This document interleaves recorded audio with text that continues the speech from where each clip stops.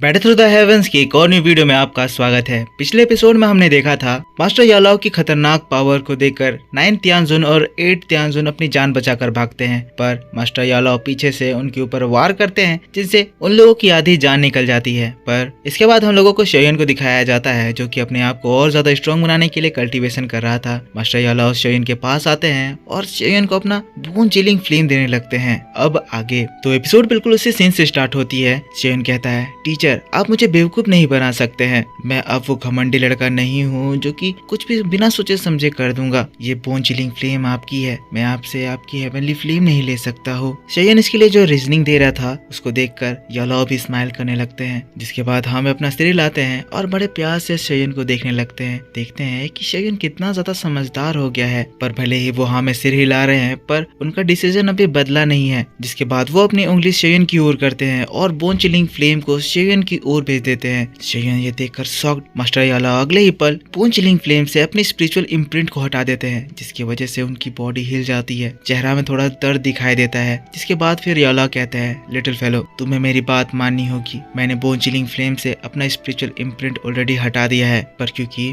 मैंने इस bone chilling flame को बहुत सालों तक रिफाइन करा है, इसी वजह से स्पिरिचुअल इम्प्रिंट हटाने के बावजूद भी वो तुम्हें अपना मास्टर मानने से थोड़ा सा रेजिस्ट करेगी। इसी वजह से कुछ दिनों तक तुम फ्लेम मंत्र का इस्तेमाल करके बोन चिलिंग फ्लेम को अपने दूसरे हेवनली फ्लेम से मर्ज नहीं कर पाओगे। बोन चिलिंग फ्लेम को थोड़े समय के लिए अपने शरीर में रहने दो, वो तुम्हें अपना मालिक मान ले। जिसके बाद ये प्रोसेस स्टार्ट करना, वरना तुम्हें बैकलैश भी झेलना पड़ सकता है। बोन चिलिंग फ्लेम शोयन के सामने था। फिर मास्टर यालाओ कहते हैं, शोयन अब तुम जल्दी से अपने स्पिरिचुअल इम्प्रिंट को अच्छे से बोन चिलिंग फ्लेम में लगा दो, जिससे तुम्हारा बॉन्ड बन जाएगा। और जब ये बोन चिलिंग फ्लेम तुम्हारे से रेजिस्टेंस ना करे तब तुम इसको मर्ज करने की कोशिश करना। शोयन थोड़ा इमोशनल हो गया था, उसकी आंखें लाल हो गई थी क्योंकि उसके टीचर शोयन को अपनी हेवनली फ्लेम दे रहे थे। यालाओ ने वो हेवनली फ्लेम बहुत मुश्किल से हासिल करा था। ये हेवनली फ्लेम शुरू से उनके साथ रहा और अपनी इतनी खास चीज को आज वो शोयन को दे रहे हैं। मास्टर यालाओ फिर कहते हैं, शोयन अब जो तुम्हारी करंट स्ट्रेंथ है, जो तुम 2 जोन के 2 स्टार लेवल पर हो, इसी वजह से इस हेवनली फ्लेम को स्वेलो करने के बाद तुम्हें अपनी स्ट्रेंथ पर ज्यादा राइज देखने को नहीं मिलेगा। ये हेवनली फ्लेम भले ही हेवनली फ्लेम रैंकिंग में टॉप पर है, पर शुरू में ये तुम्हें थोड़ी सी दिक्कत देगी। मास्टर यालाओ थोड़ा सा रिग्रेटफुल मैनर में शोयन को कहते हैं, पर फिर तुरंत ही मूड चेंज करते हुए कहते हैं, ठीक है शोयन अब जल्दी करो, अपने स्पिरिचुअल इम्प्रिंट को इस बोन चिलिंग फ्लेम में डालो। शोयन हंस देता है। अब यालाओ ने शोयन को कमांड दे दिया था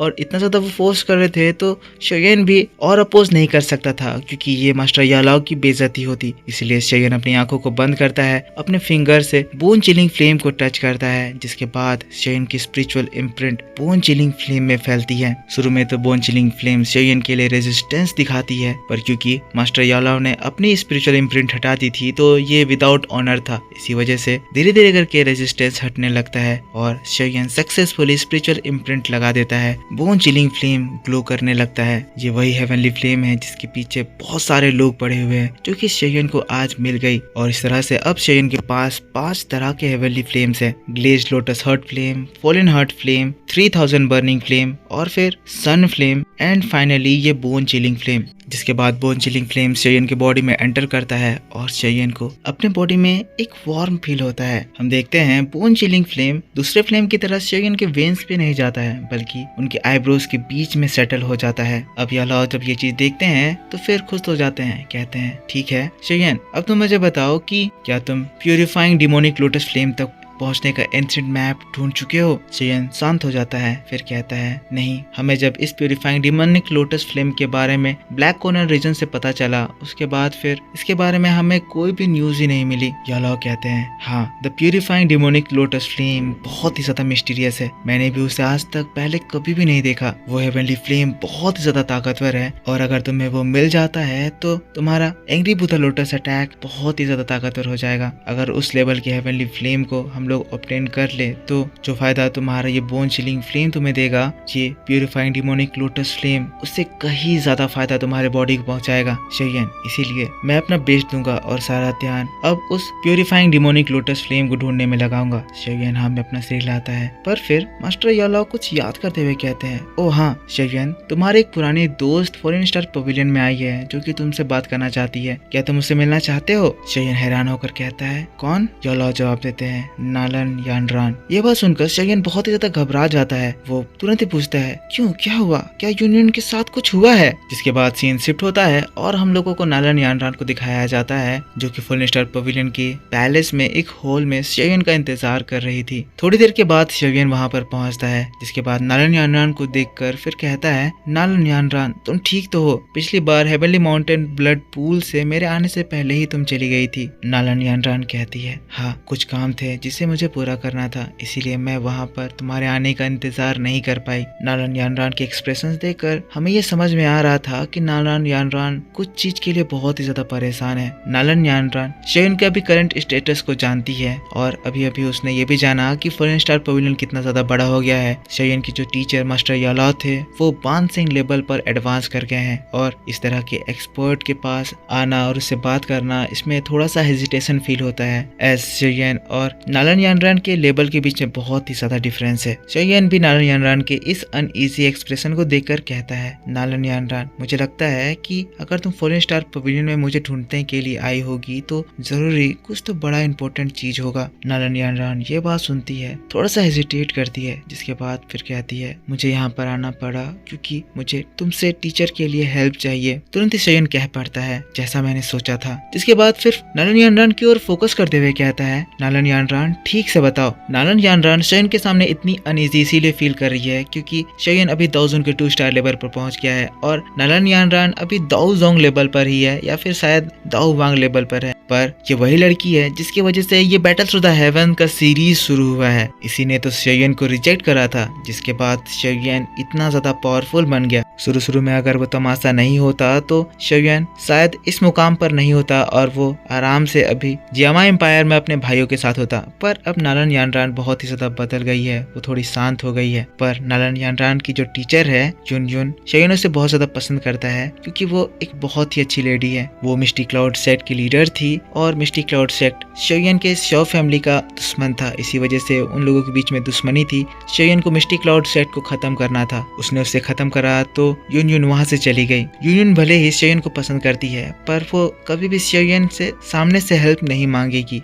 मिस्टी क्लाउड सेक्ट ने शयन के साथ बहुत ही बुरा करा था और मिस्टी क्लाउड सेक्ट से सिर्फ युन ही शयन को सपोर्ट करती थी। जिसके बाद नालन यानरान कहती है, टीचर ने मुझे आपके पास आने से मना करा था पर मैं खुद यहाँ पर आ गई। शयन अपना हाँ में सिर हिलाता है, ऐसे जैसे उसे ये बात पहले से पता थी। फिर नालन यानरान कहानी बताती है, ध्यान से सुनो। कहती है, मुझे तुम्हें ये बात पहले ही बता देनी चाहिए थी। जब हम लोग सेंट्रल प्लेन में टीचर के साथ आए तब हम लोग फ्लावर सेक्ट के साथ जुड़ गए। फ्लावर सेक्ट थोड़ा सा यूनिक है, वो सिर्फ फीमेल्स को ही एक्सेप्ट करता है। फ्लावर सेक्ट दूसरे सेक्ट या फैक्शन की तरह नहीं है जो कि एक दूसरे से लड़ाई करना चाहते हैं। अगर फ्लावर सेक्ट को एक वर्ड में डिस्क्राइब करे तो फ्लावर सेक्ट एक बहुत ही शांत सेक्ट है। शयन हाँ में अपना फिर सिर हिलाता है। शयन को प्रोफाउंड स्काई सेक्ट की बात याद आती है कि वो लोग कितने ज्यादा झगड़ालू हैं। जिसके बाद फिर नालन यानरान आगे बताती है, कहती है, हमने उस फ्लावर सेक्ट को इसीलिए ज्वाइन करा क्योंकि टीचर को वहाँ का एटमोस्फेयर पसंद था। टीचर की स्ट्रेंथ की वजह से फ्लावर सेक्ट में उन्हें गेस्ट एल्डर का पोजीशन दिया गया। टीचर और मैं उसी जगह पर बहुत लंबे समय तक आराम से थे पर फिर एक एक्सीडेंट हुआ। हम लोग जिस जगह पे थे उस जगह से हम लोगों को माउंटेन में एक रिपल दिखाई दी। ये बात हमारे फ्लावर सेक्ट में दूसरे साल की है। हम लोग जिस माउंटेन वैली में रहते थे उस माउंटेन में हमारे अलावा कोई नहीं था। पर टीचर को एक केव मिला जहाँ पर वो घूम रही थी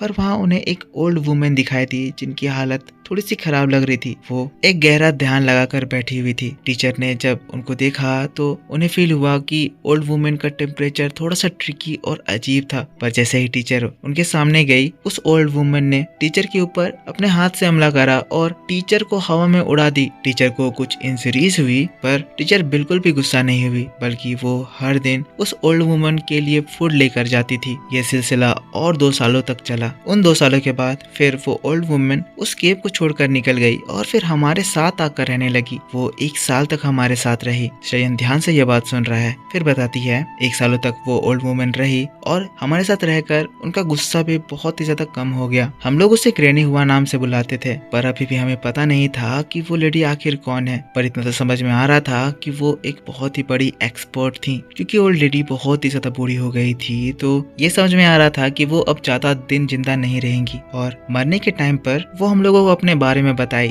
एक सीक्रेट टेक्निक इस्तेमाल करी और फिर उनके बॉडी के अंदर जो डॉग की सील थी उसको अनसील करके टीचर के बॉडी में ट्रांसफर कर दी। वो टीचर को एक जेड टेबलेट भी दी और फिर बताई कि वो इस फ्लावर सेक्ट की चीफ है और टीचर को फिर अगला चीफ बनने को कही। शेयन देखकर शॉक्ड नालरयानरन हंसती है, कहती है तुम्हें भी ये बहुत ही ज्यादा अजीब लग रहा है ना? हमें भी लगा। जिसके बाद टीचर ने ग्रैनी हुआ को ठीक से रखा। उनकी मौत के बाद लास्ट क्रियाक्रम भी करा पर ये सारी बात फ्लावर सेक्ट को पता चल गई और फ्लावर सेक्ट में जो इस वक्त एक एक्टिंग चीफ है वो फिर आकर टीचर से वो स्टोन टेबलेट मांगी। टीचर वो स्टोन टेबलेट उसे दे दी पर कुछ समय के बाद वो फिर टीचर से आकर वो सारी दौकी मांगने लगी जो कि वो ओल्ड ग्रैनी दी थी। ये बात कुछ ज्यादा हो रही थी। टीचर ने रेजिस्ट करा तो उस एक्टिंग चीफ का एक बॉडीगार्ड है जो कि दाउजून के 6 स्टार लेवल पर है और वो एक्टिंग चीफ दाउजून के 4 स्टार लेवल पर है। तो एक्टिंग चीफ लड़की ने टीचर को चैलेंज करा और टीचर ने वो चैलेंज एक्सेप्ट भी करा। पर इसमें कैच ये है कि जो भी लड़का लड़की के साथ होता है वो एक बैटल में एक साथ मिलकर फाइट करते हैं, इसीलिए अगर फाइट हुई तो टीचर के साथ वो दोनों लड़ेंगे और ये बहुत ज्यादा बुरी बात हो जाएगी। शेयन भी बातों को समझता है और इसी बात के साथ बैटल थ्रू द हेवंस का ये एपिसोड इस जगह पर खत्म हो जाता है। तो मेरे दोस्तों आप मुझको बताओ कि आपको ये नोबल एक्सप्लेनेशन कैसा लगा? इसके बाद क्या होगा आपको भी पता है। शेयन फ्लावर सेक्ट जाएगा, आगे की कहानी में आपको आगे बताऊंगा। तो आई होप आपको ये एक्सप्लेनेशन पसंद आया होगा। तो ज्यादा से ज्यादा वीडियो पर लाइक कर देना, कमेंट करके बताना कि वीडियो आपको कैसा लगा। मैंने आपके लिए डिटेल एक्सप्लेनेशन करा क्योंकि बहुत सारे सीन्स रियल एपिसोड में काट दिए जाते हैं। आई होप आपको पसंद आया होगा। चैनल को सब्सक्राइब नहीं कर रखा है, सब्सक्राइब करके बेल आइकन ऑन कर लेना। पिछला एपिसोड नहीं देखा है जाकर देख लेना। मिलता हूं मैं आपसे नेक्स्ट वीडियो में। Take care, bye bye and thanks for watching.